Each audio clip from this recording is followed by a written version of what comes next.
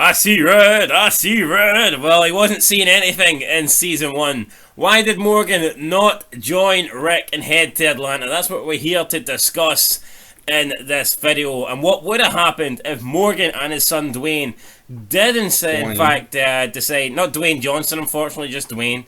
Doesn't have a second name. I'm assuming it's Morgan, but never heard him being called. No wait. What actually is Morgan's name? It's not Jones. Morgan Jones? Dwayne Jones? Dwayne Jones? Dwayne Jones. That's pretty close to Johnson, isn't it? That's no bad. Right, anyway, yeah, so season 1, Walking Dead. Obviously, Rick is... Morgan's like the first person he encounters since the zombie apocalypse kind of breaks out. Morgan played by Lenny James. Long story short, Lenny James, Morgan takes him in, heals him up. Rick says, oh, we've got guns at the police station. They go and get the guns. They share the guns. Rick says he's going to Atlanta to find his family. Morgan says, I'm not quite ready. I'm a bit rusty when it comes to shooting. I'm going to hang back a few days. Teach myself and Dwayne. Hopefully by then he's not so rusty and Dwayne will know how to shoot. And then he'll meet up with Rick after that. Rick then goes his own way and... Surely Rick here should have said, I'll train you. Yeah, I mean... On the way. Why didn't Rick go... Yeah, that would have just made fucking more sense to me. Like, I mean... Like, I don't know. Rick is the police officer after all. He would know how to shoot a gun better than Morgan. And be better at training Dwayne. But plus safety in numbers. But nah. Morgan decides that him and his son are going to go back to the house that they were living in. And we all know what happens. His son dies. His son gets bit. Yeah, he starts shooting the sniper rifle, the hunting rifle, and then it looks like the zombies. We're never really led to believe what happens, but next time we see Morgan, Dwayne ain't there, and he sees red. Dwayne dead. Well, essentially what happened is Morgan couldn't pull the trigger on his wife, and I'm going to assume that his wife ended up coming back and biting his son. I think that's what he alludes to when we see him later on in season 3. But the big question is here, why did Morgan not join up with Rick?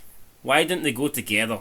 Because he's a fucking idiot. I think the whole reason he stayed behind so he could kill her, but he didn't. But Rick should have forced his hand. But like, man, I was just getting you all these guns for the police station, Mum, ways. Could Rick not say it's not safe here, we need to try and get to Atlanta? I know. Rick didn't fight it, like he was just like, oh well. Been through the desert on a horse. How would all three of them rode the horse though? That's the big question we need to ask ourselves. And like, would Rick have went into the city the same way he would have with him and his son? Probably not. Yeah, imagine all these three were trapped in a tank. Yeah, nah. Hey, dumbasses. Yeah, dumbasses, plural. Yeah, so like, but what if Morgan did join the group? What if him...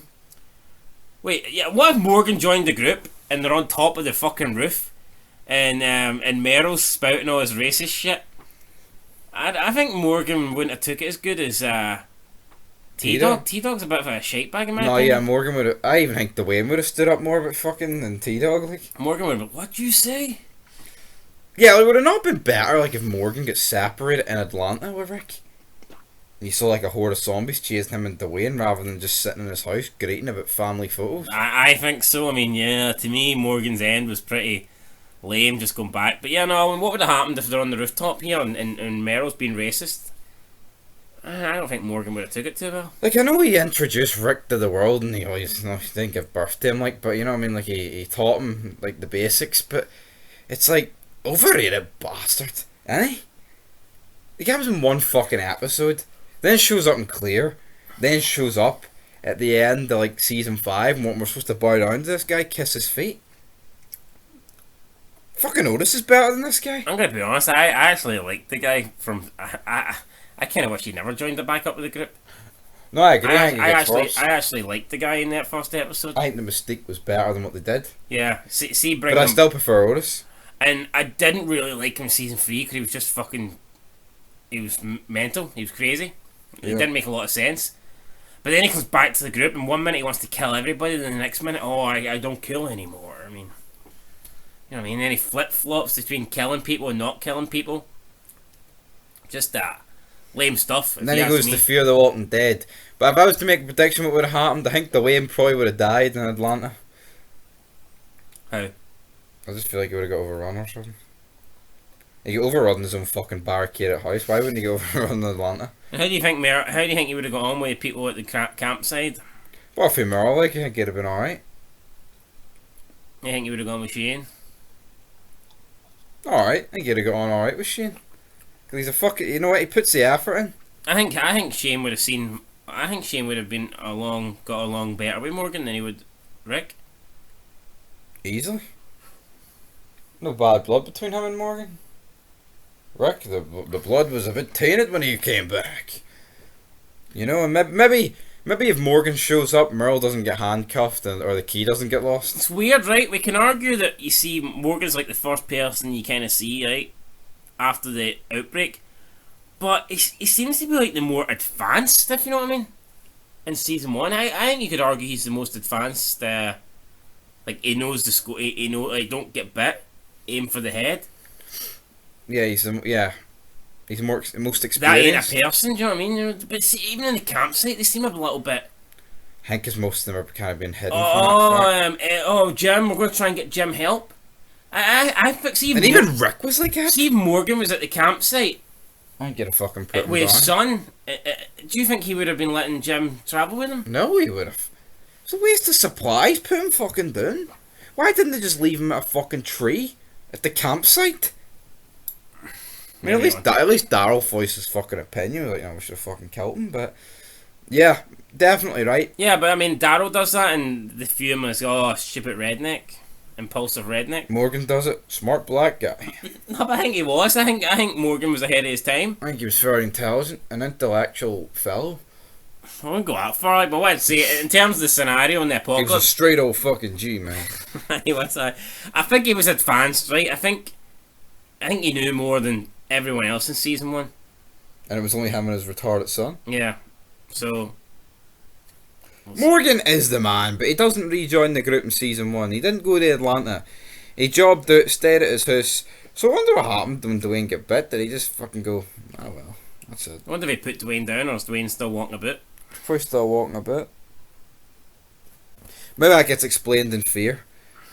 I think, like, fucking Morgan's been from being in one episode to coming back to being back in the show to joining the spin-off. Yeah, he's probably must be racking up the episode numbers now. Aye. You know, he could be in the top 10, and you would never have thought that, considering up until season 5 he'd only been in 2. I know. He could very well. Because he joined Fear in what, like season 3? Don't know. Maybe. Might have been Walking Dead, like he was crazy. But that's it for Fog Entertainment. There might be a couple more season 1 theories. What are you feeling? Not too sure, but what I am feeling coming soon, we're going to be ranking every single character from season 1, from the shittest to the bestest. Nobody will be going unmentioned apart from people that don't have names and are not important. So, Morelos' family, kiss your ass goodbye. Yeah. Your ass is grass and you're going to Fort Lauderdale. Look, if you died at the camp and nobody cried over you, you're not getting in this list, alright? It's as simple as that. Ed died, no one cried for him.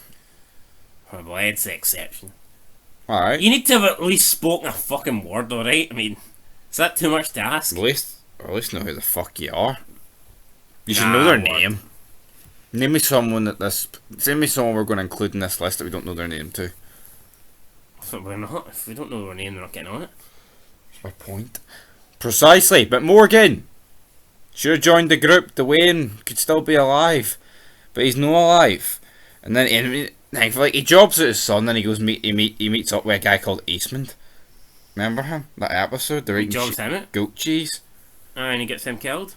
Fucking waster, Morgan. That was a fucking bad episode, like. I think Trev gave that 10 out of 10. I know, and fucking. Shout out to you, Trev. Lay off the gear. But until next time. Peace.